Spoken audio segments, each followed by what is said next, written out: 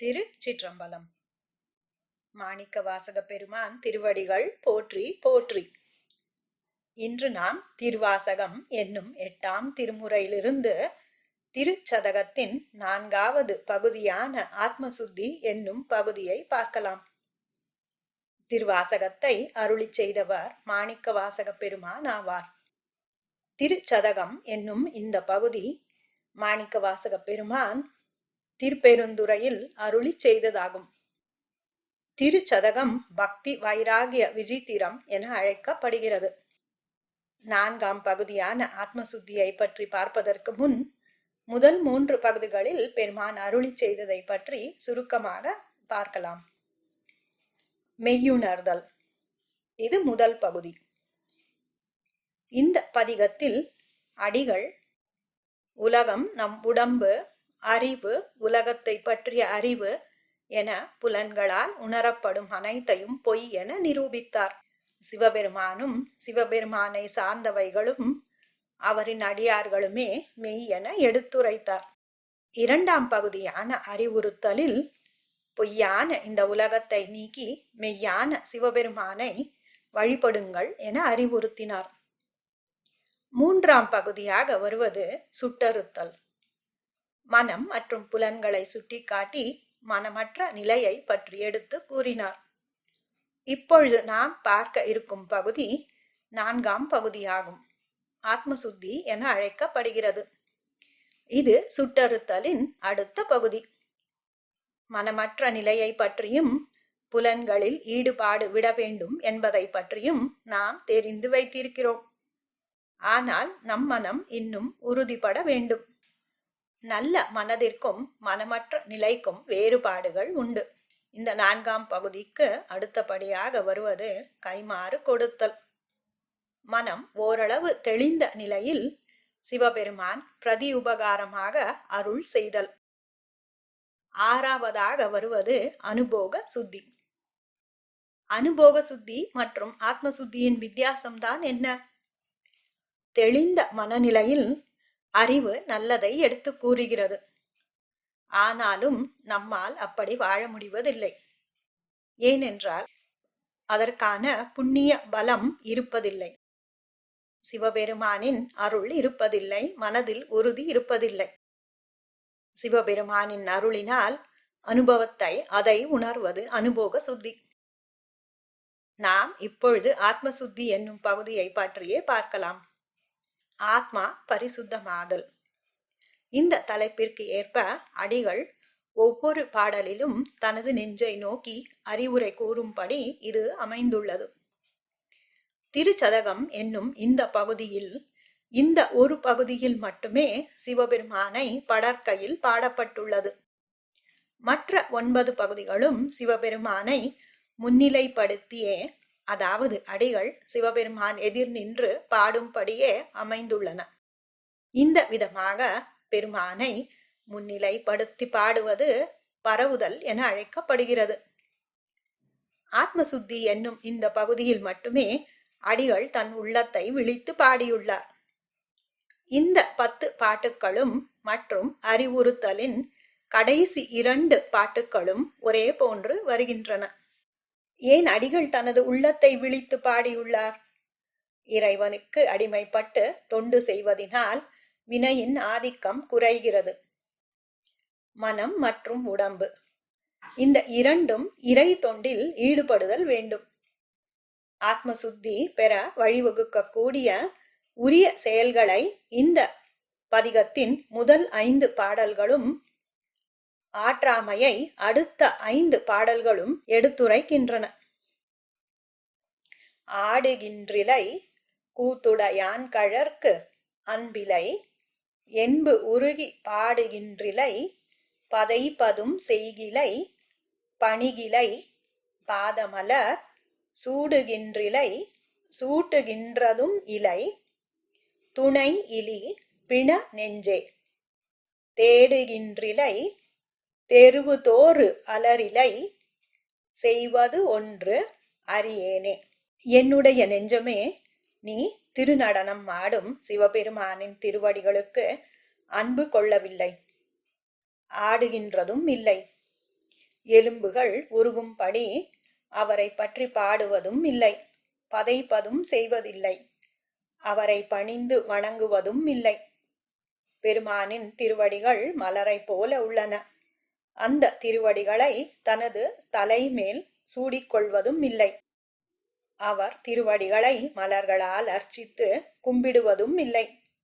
சிவபெருமான் எங்கு இருக்கிறான், எப்படிப்பட்டவன் என உள்ளார்ந்து தேடுவதும் இல்லை. ஒவ்வொரு தெருவாக சென்று தெரு தெருவாக அலைந்து அலறுவதும் இல்லையே என கூறுகிறார்.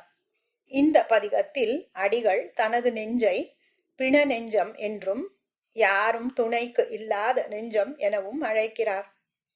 நான் செய்வதுதான் என்ன, ஒன்றும் தெரியவில்லையே என வருத்தப்படுகிறார்.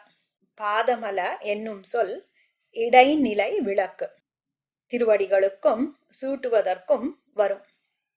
பாதமலர் சூடுகின்றதும் இல்லை, பாதமலர் சூட்டுகின்றதும் இல்லை. சிவபெருமானின் திருவடிகள் மலர் போன்று இருக்கின்றன என்றும் அவருடைய திருவடிகளை மலர்களால் அர்ச்சனை செய்து வழிபடவில்லை எனவும் வருகிறது. இறைவனை கும்பிட கும்பிட நம்முடைய மனம் அமைதி கொள்கிறது, மனதின் வேகம் குறைகிறது. கும்பிடுவதில் சிவபெருமானை நினைந்து ஆடுவது, பாடுவது, தியானம் செய்வது என பல செயல்கள் இந்த பாட்டில் குறிப்பிடப்பட்டுள்ளன.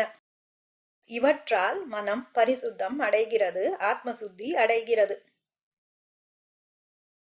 அறிவு இல்லாத எனை புகுந்து ஆண்டு கொண்டு அறிவதை அருளி மேல் நெறி எலாம் புலன் ஆக்கிய எந்தையை பந்தனை அறுப்பானை பிரிவு இல்லாத இன் அருள்கள் பெற்றிருந்தும் மாறாடுதி பிண நெஞ்சே கிரியலா மிக கீழ்ப்படுத்தாய் கெடுத்தாய் என்னை கெடுமாறே. இறைவனை பற்றிய அறிவு பக்தி இல்லாத என்னை சிவபெருமான் தானாகவே வந்து ஆண்டு கொண்டான். மேன்மேலும் நல்ல ஒழுக்கம் வளரும்படி செய்தான். ஞானத்தை நல்கினான். வீடு பேறு எனப்படும் மோட்சம் முக்தி அடையும் வழிகளையும் காட்டினான். நமது பந்த பாசம் இவற்றை நீக்கினான். இப்படிப்பட்ட நல்ல இனிய அருளை நான் சிவபெருமானிடம் இருந்து பெற்றிருக்கிறேன். ஆனாலும் என்னுடைய நெஞ்சமே, நீ என் உள்ள கருத்துக்கு மாறுபட்டு நடக்கின்றாய். பொய்யெல்லாம் அதிகமாக மிகுந்து நான் கீழ்பட்டு தாழ்ந்து கெட்டு ஒழியுமாறு இருக்கின்றேன். என்னை நீ இப்படி கெடுத்தாய் என கூறுகிறார். இங்கு அடிகள் பெருமானை தந்தை என அழைக்கிறார். இங்கும் அடிகள் தன் நெஞ்சை பிண நெஞ்சம் என அழைக்கிறார். என்னுடைய மனம் ஒன்றும் செய்யாவிட்டாலும் அசைவற்று கிடந்தாலும் கூட பரவாயில்லை, ஆனால் இதுவோ வேறுபட்டு ஆடுகிறது என கூறுகிறார். தீவினைக்கு மேலும் மேலும் என்னை ஆளாக்குகிறாயே என இடித்து உரைக்கிறார். மேல் நெறியலாம் புலன் ஆக்கிய எந்தையை என்னும் பொழுது நல்ல ஒழுக்கத்தை பயிற்றுவிப்பது ஒரு தந்தையின் தலையாய கடமை ஆகும். இப்படிப்பட்ட பெருமான் நமக்கு தந்தையாக இருக்கின்றான். இன்னருள்கள். பக்தர்களுக்கு அனைத்து நடப்புகளும் அருளின் வடிவமே. அருளுதலும் அழித்தலும் கூட அருளே ஆகும். கெட்டவர்கள் அழிந்து அவர்கள் மேலும் மேலும் தாழ்ந்து விடாதபடி தடுத்து அருள் செய்பவர் சிவபெருமான். இன்னருள்கள் என்பது பக்தர்களுக்கு பாசவேர் அறுப்பதும் ஞானம் அளிப்பதுமே ஆகும். இது அறக்கருணை என பொருள்படுகிறது. கிரி என்றால் வஞ்சகம், பொய். ஒரு உயிர் உய்வதற்கு குரு அருளுடன் சேர்ந்து நல்ல ஒழுக்கமும் வேண்டும் என இங்கு எடுத்துரைக்கிறார். மாறி நின்று எனை கெட கிடந்தனையை எம் மதியிலி மட நெஞ்சே தேறுகின்றிலம் இனி உனை சிக்கென சிவன் அவன் திரள் தோள் மேல். நீரு நின்றது கண்டனை ஆயினும் நெக்கிலை இக்காயம் கீறுகின்றிலை கெடுவது உன் பரிசு இது கேட்கவும் கில்லேனே. என்னுடைய நெஞ்சமே, நீ இப்படி என் உள்ள கருத்திலிருந்து மாறுபட்டு நிற்பதற்கு காரணம் நான் சொல்வதை, என் அறிவுரையை நீ கேட்காததுதான். உன்னுடைய புத்தி இல்லாமையும் மடமையும் தான் என்னை இப்படி நீ முன்னேற விடாமல் செய்கிறாய். சிவபெருமானை கண்டும் நீ உருகவில்லை. இந்த உடம்பை வேதிக்கவில்லை. உன்னுடைய தன்மை கேடு விளைவிப்பதாகும். இதை நான் கேட்கவும் முடியவில்லை என கூறுகிறார். இங்கு அடிகள் சிவபெருமானை திரண்ட தோள்கள் மேல் திருநீறு அணிந்திருப்பவன் என அடையாளப்படுத்துகிறார். கில்லேன் என்றால் ஆற்றேன், திருநீறு என்றால் விபூதி. அனைத்து பொருள்களும் முடிவில் திருநீரே ஆகும். ஆனால் திருநீரோ மாறுபடுவதில்லை. எவ்வளவு சுட்டாலும் சாம்பல் சாம்பலே. இதுவே மெய்யான நிலை. இந்த உடம்பு, உள்ளம், பெயர் அனைத்தையும் பொய்யென மெய்யுணர்தலில் கூறிய அடிகள் இங்கு பெருமானையும் திருநீற்றையும் மெய் என கூறுகிறார். அறிவு இல்லாமல் நாம் மனதை செலுத்தும் விஷயங்கள் அனைத்தும் நிலைத்து நிற்கப் போவதே இல்லை. காலத்தினால் அழிபட்டு போகும். ஆனால் ஒன்றிலும் மாறுபடாத திருநீரோ சிவபெருமானோ எப்பொழுதும் நிலைத்து நிற்கக்கூடியவை. சிவபெருமானே அனைத்திலும் விரவி இருக்கிறான். இப்படிப்பட்டவனை கண்டும் நீ நெக்கிலை உருகுகின்றா இல்லை என கூறுகிறார். இக்காயம் கீறுகின்றிலை என்றால் உடம்பை பற்றிய நினைப்பை விட்டுவிடுதலையே குறிக்கிறது. கீறுகின்றிலை பிளவுபட செய்யவில்லை. இங்கும் அடிகள் தனது உடம்பை, மனதை, மனதில் உள்ள பொருள்களை மெய்யென உரைக்கவில்லை. தனது நெஞ்சத்திடம் நிலை மற்றும் நிலை இல்லாதவைகளை உணர்ந்து நிலையான பொருளிலேயே, அதாவது சிவபெருமானிடமே நிலைத்து நிற்பாயாக என அறிவுறுத்துகிறார். கிற்றவா மனமே கெடுவாய். உடையான் அடிநாயேனை விற்றெலாம் மிக ஆழ்வதற்கு உரியவன் விரைமலர் திருப்பாதம். முற்றிலா இளம்தளிர் பிரிந்திருந்து நீ உண்டன எல்லாம் முன் அற்றவாறும் நின் அறிவும் நின் பெருமையும் அளவருக்கில்லேனே. என்னுடைய மனமே, நீ செய்வதுதான் என்ன? கெட்டுப்போகும்படி, இன்னும் துன்பத்தில் ஆழ்த்தும்படி உள்ளாயே. சிவபெருமான் என்னை உடையவன், ஆண்டு கொண்டவன். அவனுக்கு அடிமைப்பட்டுள்ள நான் நாய் போன்ற தன்மையை உடையவன். என்னை விற்று ஆழ்வதற்கு உரியவன் சிவபெருமான். எப்பொழுதும் இளமையான அழகான முற்றாத தாமரை தளிர் போன்ற திருவடிகளை உடையவன். அதில் நீ பொருந்தி இருக்காமல் அனுபவித்தவைகளையும் உன்னுடைய அறிவையும் உன்னுடைய பெருமையையும் சொல்லி முடியாது என தன் நெஞ்சத்திடம் கூறுகிறார். அது என்ன விற்று ஆழ்வதற்கு உரியவன்? ஒரு பொருளை விலை பேசி பணம் வாங்கிக் கொண்டு விட்டுவிடுதல் விற்றல். இங்கு சிவபெருமான் எப்படி அடிகளை கைவிட முடியும்? சிவபெருமான் முழு அருளான வீடு பேரை தராமல் மறுபடியும் பிறக்கச் செய்வதே விற்றல். ஒரு பொருளை கைவிட்டால் பின் ஆழ்வது எப்படி? மறுபடி பிறந்தாலும் நம்மை பின்பற்றி வரும் பெருமான் சிவபெருமான். நமக்கு வேண்டியவற்றை தந்து ஆளும் பெருமான் சிவபெருமான். இதுவே அனுக்கிரகம் என அழைக்கப்படுகிறது. அணு என்றால் பின்தொடர்ந்து வருதல். கிரகம் என்றால் கைப்பற்றி கொள்ளுதல். அடுத்த பிறவியிலும் வந்து நம்மை ஆட்கொள்ளும் பெருமான் சிவபெருமான்.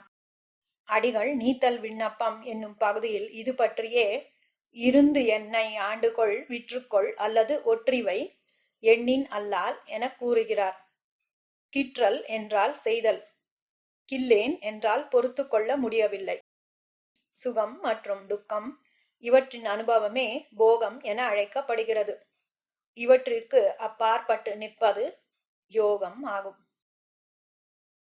அளவு அறுப்பதற்கு அரியவன் இமையவர்க்கு அடியவர்க்கு எளியான்.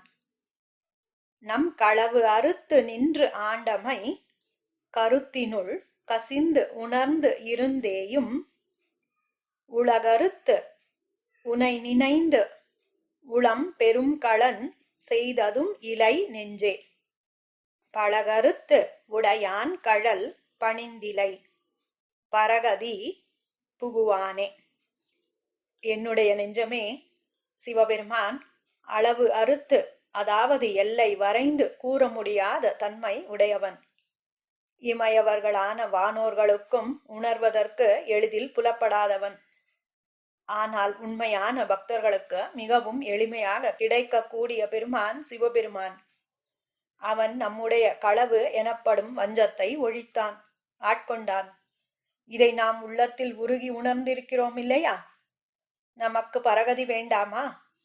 வீடு பேறு என்னும் பிறவாநிலை வேண்டாமா? அதற்காக இந்த உலகத்தை விட்டுவிட்டு நமது உள்ளத்தை இறைவன் தங்குவதற்கான இடமாக செய்யவில்லையே.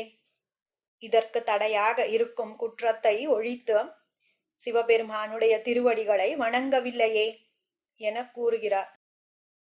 உளம் என்றால் உள்ளம், அகம், ஆத்மா, கருத்து, மனம்.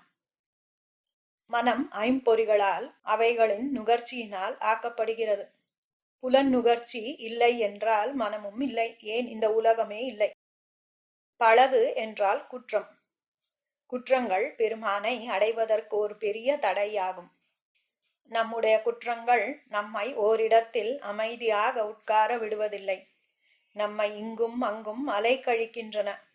அடிகள் பெருமானை இந்த பதிகத்தில் உடையான் என அழைக்கிறார். புகுவதாவதும் போதரவில்லதும் பொன்னக புகபோதற்கு உகுவது ஆவதும்.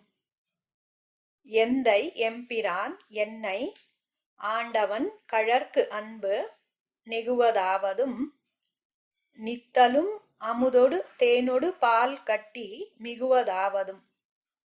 இன்று எனின் மற்றிதற்கு என் செய்கேன் வினையேனே. புகுவதற்கு, அடைவதற்கு உரியவை சிவபெருமானின் திருவடிகள்.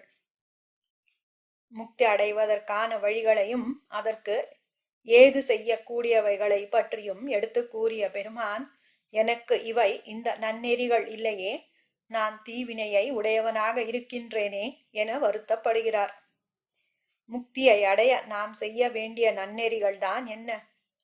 முக்தி என்னும் பதத்தின் தன்மைதான் என்ன என்பதை பற்றி இங்கு எடுத்து கூறுகிறார். புகுவது ஆவதும். பெறுவதற்கு ஒரே ஒரு பொருள் உண்டு இந்த உலகத்தில் என்றால் அதுவே இது. அடைவதற்கு உரியது. போதரவு இல்லதும். ஒரு முறை சென்றால் மீண்டும் திரும்பி வருவதற்கான வழி இல்லாதது. பொன்னகர், பொன் போன்ற முக்தி நகரம் சிவபுரம். உகுவது ஆவதும். உகுத்தல் என்றால் தேய்ந்து ஒழிதல். இங்கு பற்றுக்கள் நீங்குதல்.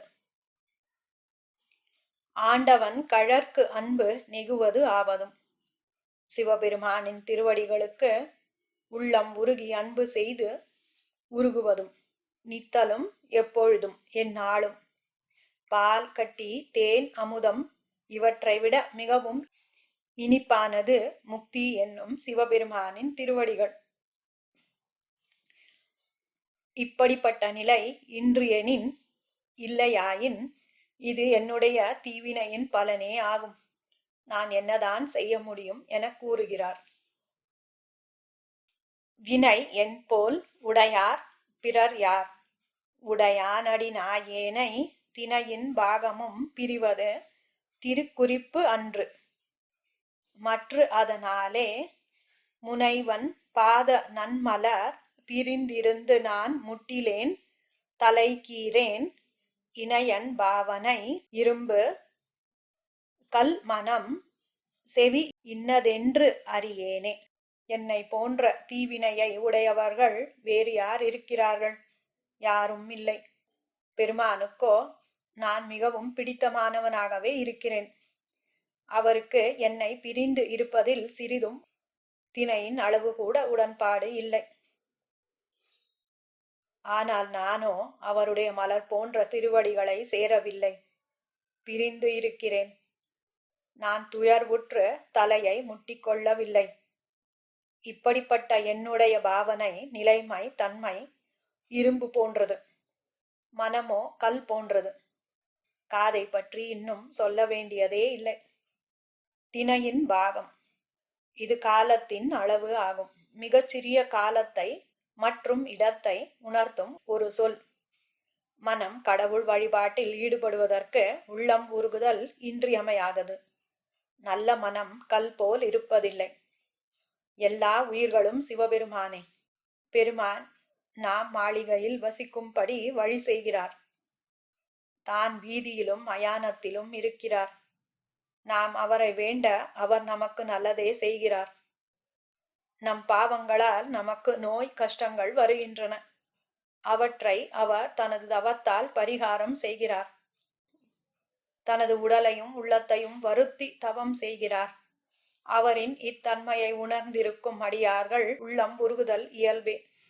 அடிகள் தன்னை நாய் போன்று கீழானவன் என்றும் பெருமானை முனைவன் என்றும் இங்கு அழைக்கிறார். முனைவன் என்றால் கடவுள். கடவுளின் உள்ள குறிப்பு திருக்குறிப்பு. ஏனை யாவரும் எய்திடலுற்ற மற்று இன்னதென்றறியாத தேனை ஆந்நெயை கரும்பின் இன்தேரலை சிவனை என் சிவலோகக் கோனை மானன் நோக்கிதன் கூரனை குறுகிலேன் நெடுங்காலம் ஊனை யான் இருந்து ஓம்புகின்றேன் கெடுவேன் உயிர் ஓயாதே. பக்தி இல்லாதவர்கள் முயன்றும் சிவபெருமானை உணர முடியாது. பெருமான் எனக்கு தேன் நெய் கரும்பின் இனிய சாறு போன்றவன். இன்ப வடிவினன். சிவலோகத்தின் தலைவன். மான் போன்ற கண்களை உடைய தேவி பார்வதி தேவி. அந்த தேவியின் பாகமானவன் சிவபெருமான். இப்படிப்பட்ட பெருமானை நான் இன்னும் கிடைக்க பெற்றிலேன். உடம்பு சார்ந்த வாழ்விலேயே வாழ்ந்து கொண்டிருக்கிறேன். என்னுடைய உயிர் இன்னும் இந்த உலகத்தில் வாழவே முற்படுகிறது. இப்படிப்பட்ட நான் கெட்டேன். என் உயிர் முடியவில்லை. சிவபெருமான் தன்னிடம் பக்தி இல்லாதவர்களிடம் மறைத்தல் என்னும் தொழிலை செய்கிறார். இதுவும் ஒரு விதமான கருணையே.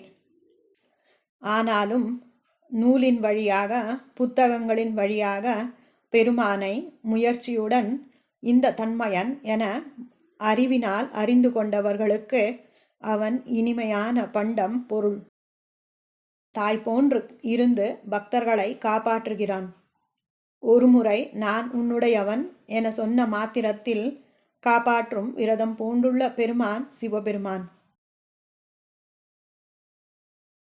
ஓய்விலாதன உவமனில் இறந்தன ஒண்மலர் தாழ் தந்து நாயிலாகிய குலத்தினும் கடைப்படும் என்னை நன்னெறி காட்டி தாயிலாகிய இன்னருள் புரிந்த என் தலைவனை நனி காணேன்.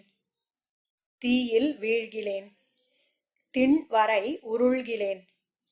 செழுங்கடல் புகுவேனே. சிவபெருமான் தனக்கு ஓய்வு எடுத்துக்கொள்ளாமல் எப்பொழுதும் முப்போதும் பக்தர்களை காப்பாற்றுகிறார்.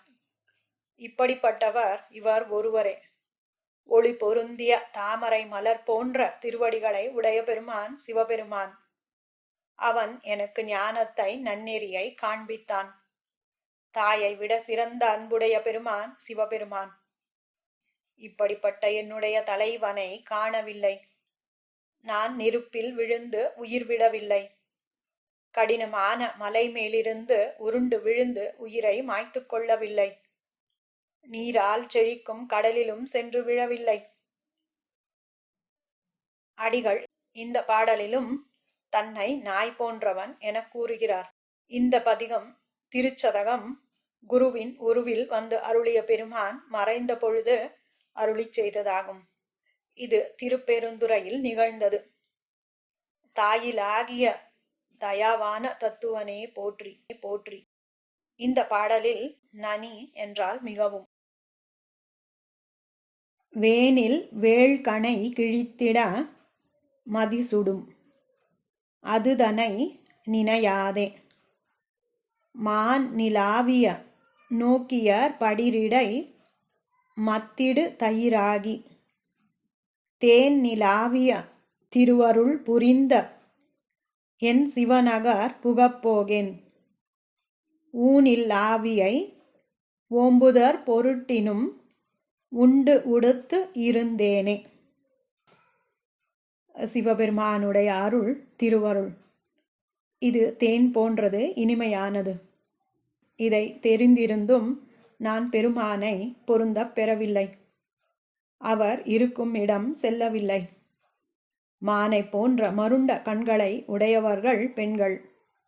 இப்படிப்பட்டவர்களின் பார்வையால் நான் வஞ்சிக்கப்பட்டேன். வசந்த காலத்தில் மன்மதனுடைய அம்பிற்கு ஆளானேன்.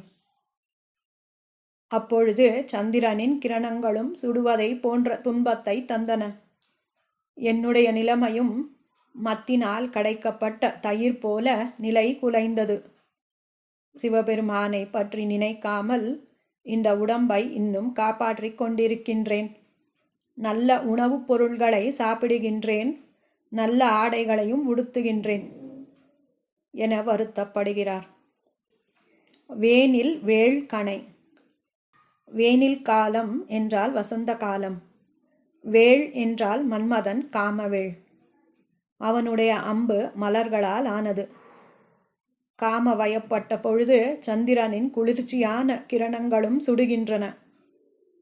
சந்திரனின் கிரணங்களே சுடுகின்றன என்றால் மற்றவற்றை பற்றி என்னவென்று கூற முடியும்? காம வயப்பட்டவர்களுக்கு இன்பமே இல்லை.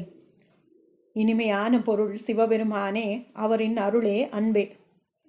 இவ்வாறாக அடிகள் தான் பிரிவாற்றாமையால் கூறிய 10 பாடல்களையும் ஆத்மசுத்தி என்னும் பகுதியில் பார்த்தோம். நாம் எவ்வளவு முயன்றும் முன்னேற முடியாத நிலை வாழ்க்கையில் ஏற்படவே செய்கிறது. இப்படிப்பட்ட முட்டு சந்தியில் நிற்கும் பொழுது சிவபெருமானின் அருளே நம்மை காப்பாற்றுகிறது, உய்விக்கிறது.